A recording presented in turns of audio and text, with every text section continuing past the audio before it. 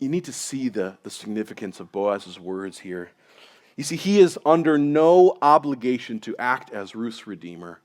He didn't have to do it. It's not his duty. He is not the closest relative. He doesn't need to sacrifice his earnings and his wealth and his place and his inheritance to provide for Ruth and to provide for Naomi. And yet he chooses to do it. He chooses to go far above and beyond in making a way of provision for these women.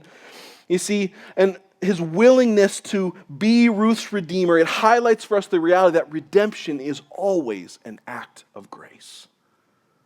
Redemption is always an act of grace. Boaz, it was not required of him to act.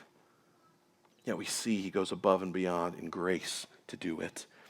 And in seeing Boaz's grace-filled response to Ruth's request for redemption, we see this beautiful picture of the gospel and of the way that God chooses to relate to us. You see, remember, the whole point of Ruth is not to give us examples to imitate. The whole point of the book is not to give us morals to implement in our lives. Instead, the whole point of the book and of every story in the scriptures is to reveal to us the very nature and character of a sovereign and good God who himself is weaving together the very nature of the story.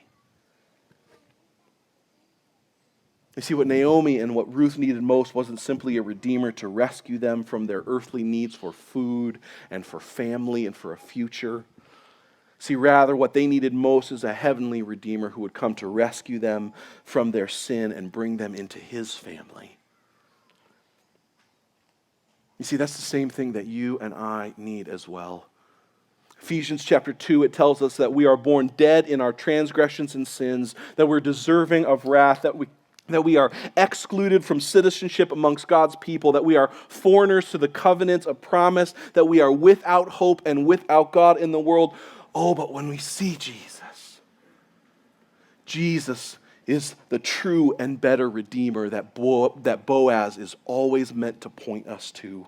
You see, he is not only able to redeem us from our sin and our rebellion and our hopelessness, but he is willing to do it. You see, what we see is that Jesus left his throne in heaven and not only came near to us, but the scriptures tell us became like us, even calling us his brothers, so that he had the right to, as our nearest kinsman, to be our Redeemer. And we see that he lived the life that we could not live, a life of perfect obedience unto God, perfect obedience without sin. And so he not only is able by having the right, he is able because he has the resources, he has the perfect righteousness which God requires to be able to pay the price for our redemption. And on the cross, what we see is that Jesus is not just able, but that he is willing.